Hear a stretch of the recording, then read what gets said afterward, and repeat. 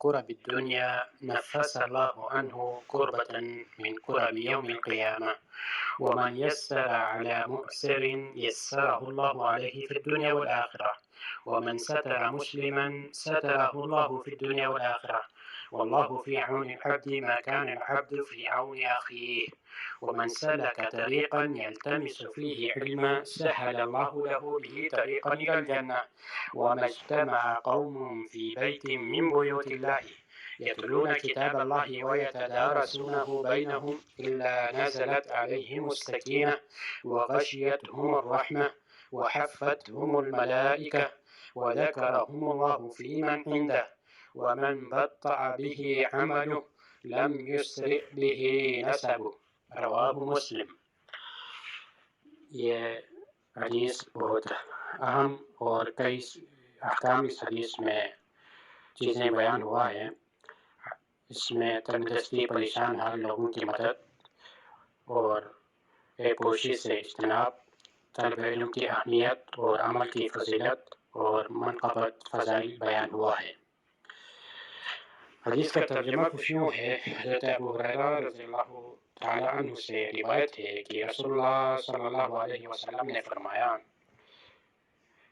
من نفس عن مؤمن کربۃ من کرب الدنیا، جس نے بھی کسی مومن کی دنیا کی پریشانیوں میں سے کوئی پریشانی دور کر دے، نفس اللہ عنہ کربۃ من کرب یوم القیامہ، اللہ تعالیٰ قیامت کے دن اس کی پریشانیوں میں سے ایک پریشانی دور فرمائے گا۔ ومن یسر علی معسر یسرہ اللہ علیہ فی الدنیا والآخرہ، اور جس کسی نے کسی تنگدست بندے پر آسانی کی، اللہ تعالیٰ دنیا اور آخرت دونوں میں اس کے لیے آسانی کرے گا۔ ومن ستر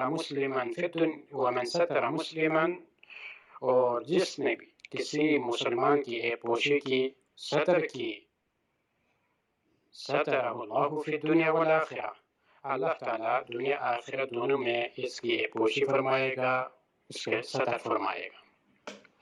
واللہ فی عون العبد ما کان العبد فی عون اخیہ، اور اللہ تعالیٰ اس وقت تک بندے کی مدد میں ہوتا ہے، مدد فرماتا ہے جب تک بندہ اپنے بھائی کی مدد میں ہوتا ہے۔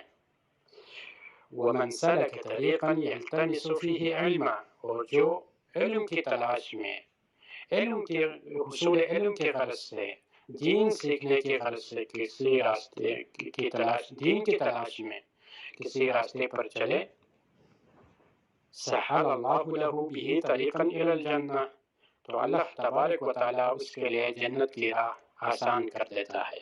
وَمَا اجْتَمَعَ قَوْمٌ فِي بَيْتٍ مِّن بُيُوتِ اللَّهِ، جب بھی کوئی قوم، کوئی جماعت، لوگ اللہ کی کسی گھر میں اکٹھا ہوتی ہے اور اللہ کی کتاب کو، یتلون کتاب اللہ، اللہ تعالیٰ کی کتاب کی تلاوت کرتے ہیں، اس کو وَيَتَدَارَسُونَهُ، اور اس کتاب کو، قرآن مجید کو آپس میں پڑھتے اور پڑھاتے ہیں، إِلَّا نَزَلَتْ عَلَيْهِمُ السَّكِينَةُ، تو اس حالت میں ان پر اللہ تعالیٰ کی طرف سے سکینت کا نزول ہوتا ہے، وَغَشِيَتْهُمُ الرَّحْمَةُ، اور رحمت، اللہ کی رحمت ان کو انہیں ڈھانپ لیتی ہے، وَحَفَّتْهُمُ الْمَلَائِكَةُ، اور فرشتے ان کی مجلس کو گھیر لیتے ہیں، وَذَكَرَهُمُ اللَّهُ فِي مَنْ عِنْدَهُ، اور ان لوگوں کا اللہ تبارک و تعالیٰ اپنے پاس موجود فرشتوں میں، اعلیٰ علین میں ان کا ذکر فرماتا ہے۔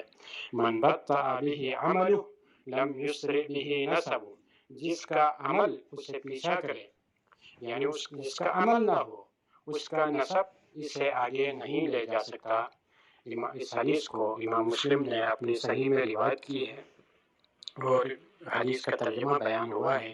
اس میں کئی ایک فوائد اور احکامات ہیں اور فضائل بھی بیان ہوا ہے بہت ساری چیزوں کا، تو اس کو ہم انشاءاللہ اگلی درس میں بیان کریں گے۔